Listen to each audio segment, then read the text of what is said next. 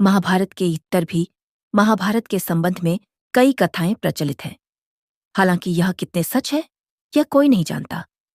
कहते हैं कि जाम्बुल अध्याय के अनुसार द्रौपदी जब अपने राज्य का खुलासा करती है, जो पांचों पांडव हैरत में पड़ जाते हैं। आखिर वह क्या खुलासा करती है, आओ जानते हैं। प्रचलित कथा के अनुसार एक बार की बात है, जब पांडवों अपने निर्वासन का 12वां वर्ष बिता रहा है। उसी दौरान द्रौपदी ने एक वृक्ष पर पके हुए जामुनों का गुच्छा लटकते देखा। द्रौपदी ने तुरंत ही उसमें से एक जामुन तोड़ लिया। जैसे ही द्रौपदी ने ऐसा किया, वहां भगवान कृष्ण पहुंच गए।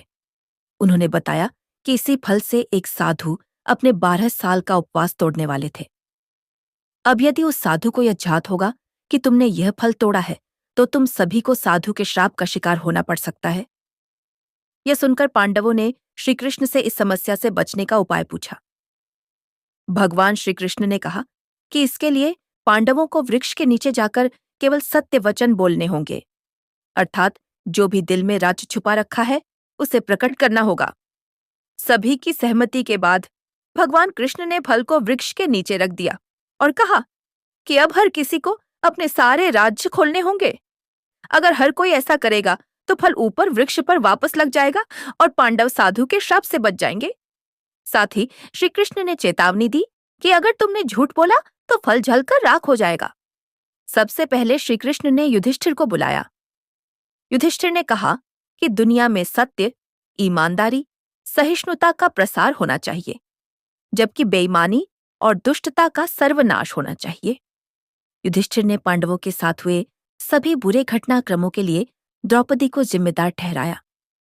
युधिष्ठिर के सत्य वचन कहने के बाद फल जमीन से 2 फीट ऊपर आ गया। इसके बाद श्रीकृष्ण ने भीम से बोलने के लिए कहा। भीम ने सबके सामने स्वीकार किया कि खाना, लड़ाई, नींद और सेक्स के प्रति उसकी आसक्ति कभी कम नहीं होती है। भीम ने कहा कि वह धृतराष्ट्र के सभी पुत्रों को मार देंगे।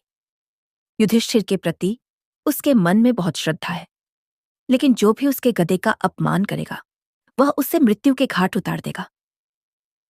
इसके बाद फल 2 फीट और ऊपर उठ गया। इसके बाद अर्जुन की बारी थी। अर्जुन ने कहा कि प्रतिष्ठा और प्रसिद्धि मेरी जिंदगी से ज्यादा मुझे प्रिय है। जब तक मैं युद्ध में कर्ण को मार नहीं दूंगा, तब तक मेरे जीवन का उद्देश्य पूरा नहीं होगा। मैं इसके लिए कोई भी तरीका अपनाऊंगा, चाहे वह धर्म विरुद्ध ही क्यों ना हो। अर्जुन ने भी कुछ नहीं छिपाया। वह फल 2 फिर और ऊपर उठ गया। अर्जुन के बाद नकुल और सहदेव ने भी कोई रहस्य न छिपाते हुए सब सच सच कह दिया। अंत में केवल द्रौपदी बची थी। द्रौपदी ने कहा कि मेरे 5 पति मेरी 5 ज्ञानेंद्रियों, आंख, कान, तैंस्ता, नाक, मुंह और शरीर की तरह है। मेरे 5 पति हैं, लेकिन मैं उन सभी के दुर्भाग्य का कारण हूं। मैं शिक्षित होने के बावजूद में बिना सोच विचार कर किए गए अपने कार्यों के लिए पछता रही हूं। लेकिन द्रौपदी के यह सब बोलने के बाद भी फल ऊपर नहीं गया। तब श्री कृष्ण ने कहा कि द्रौपदी कोई रहस्य छिपा रही है। यह सुनकर द्रौपदी ने अपने पतियों की तरफ देखते हुए कहा, मैं आप 5 से प्यार करती हूं, लेकिन मैं किसी छठे पुरुष से भी प्यार करती हूं। मैं कर्ण से प्यार करती हूं। अगर मैंने कर्ण से विवाह किया होता तो शायद मुझे इतने दुख नहीं झेलने पड़ते। तब शायद मुझे इस तरह के कड़वे अनुभवों से होकर नहीं गुजरना पड़ता।